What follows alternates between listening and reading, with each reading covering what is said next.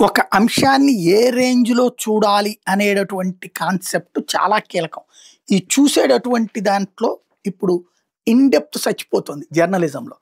తాజాగా ఒక వార్త రాసుకొచ్చారు. సంతృప్త శాతంలో సర్కార్‌కే టోకరా ఏంటయ్యా అంటే రిజిస్ట్రేషన్‌ల శాఖలో నంబర్‌లన్నీ గూడా రిజిస్ట్రేషన్ చేసేవాళ్ళ నంబర్‌లన్నీ గూడా బ్రోకర్‌లే పెడతారు. ఆ బ్రోకర్‌లకే ఈ ఫోన్‌లొస్తాయి. మీకు సాటిస్ఫాక్షన్ ఉందా లేదా అని.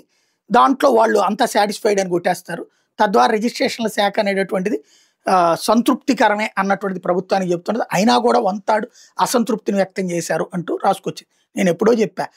అదేదో సంతోషం 97%, 98% లాంటి ఐవీఆర్ఎస్ కాల్స్ లానే ఉంటది. ప్రభుత్వం చెప్పేటటువంటి దానికి చేసే వాటికి సంబంధం ఉండదు. బేసిక్‌గా ఇంకోటి వీళ్ళకే అర్థం కానటువంటి ఒక అవగాహన రాహిత్యం ఏంటంటే బ్రోకర్‌ల నంబర్ కావాలని ఇవ్వరు. బేసిక్ ఇప్పుడు నేనెళ్ళాను. నేను ఒక స్థలం రిజిస్ట్రేషన్ చేసుకున్నాను. లేకపోతే ఒక ఇల్లు రిజిస్ట్రేషన్ చేసుకున్నాను. చేసుకున్నాక ఆ డాక్యుమెంట్ మళ్ళీ నేనే వెళ్లి తీసుకుంటానంటే నా నంబర్ ఫీడ్ చేస్తారు. అలా కాకుండా నేనేమంటాను, వాళ్ళ టైంకి కరెక్ట్‌గా వెళ్ళాలి. మళ్ళీ అక్కడ రిజిస్ట్రేషన్ జరుగుతున్నప్పుడు మనకు కాగితం ఏమంటే ఇవ్వరు.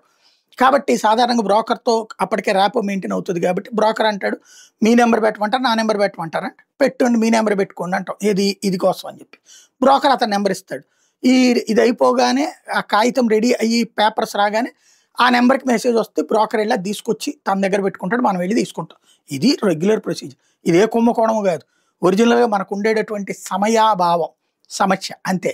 దానికి ఆ నంబర్ నుంచి రిజిస్టర్ అయింది కాబట్టి అన్నటువంటి కోణంలో వాళ్ళదెళ్లి చూసుకుంటారు. అందులో కుంభకోణం ఏమీ లేదు.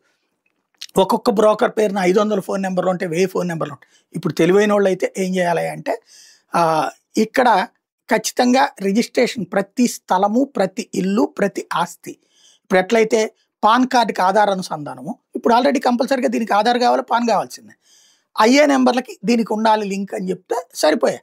అది ఎందుకు చేయట్లేదు ఏ ప్రభుత్వము కూడా అంటే ఇదంతా ఒక పెద్ద తతంగం. అధికారులు ఇంకోటి తినకుండా ఎవడు ఉండడు. ఇప్పుడు మొన్న రైడింగ్స్ గురించి ఆ సర్కిల్స్‌లో వినబడుతున్న మాట ఏంటంటే ఎమ్మెల్యేలందరూ కలిసి చేపిచ్చారు. ఎందుకయ్యా అంటే వాళ్ళకి ఇందులో 1% వాటా వస్తే ఇందులో 50% వాళ్ళు తీసుకుంటున్నారు. ఇంతవరకు ఎమ్మెల్యేలకి ఇస్తున్నారో లేదో తెలీదు. బట్ ఎమ్మెల్యేలైతే 1% మాకియ్యండి, అవసరమైతే ఇంకో శాతం మీరేసుకోండి అని చెప్తున్నారు అన్నటువంటి మాట వినబడుతుంది. అందుకోసం వీళ్ళందరూ కలిపి చేపించారు. నేనైతే నమ్మలేదు గానీ ఆ ప్రచారం వస్తుంది. ముందు రిజిస్ట్రేషన్ శాఖలో అవినీతి జరగట్లేదు అంటే అమాయకత్వం. అది జరుగుతుంది నేను ఎన్నో సార్లు చెప్పా. 1% కమిషన్ అన్నటువంటిది రెగ్యులర్‌గా జరుగుతుంది. ₹1,00,00,000 అంటే ₹1,00,000 వాళ్ళకి లంచం ఇవ్వాల్సిందే. మళ్ళీ మన ఫీజులు కాకుండా 8% ఫీజు కడతాం. కోటికి ₹8,00,000. ఇది ఒక ₹1,00,000 ఇది వదిలేసుకోవాల్సిందే. కాబట్టి దానికి పరిష్కారం ఏంటయ్యా అంటే నేను ఇంతకుముందే చెప్పినట్టుగా వెహికల్ రిజిస్ట్రేషన్‌లకి ఎట్లయితే చేసుకొచ్చారో ఆ సిస్టమ్ ఇక్కడ రన్ చేయాల.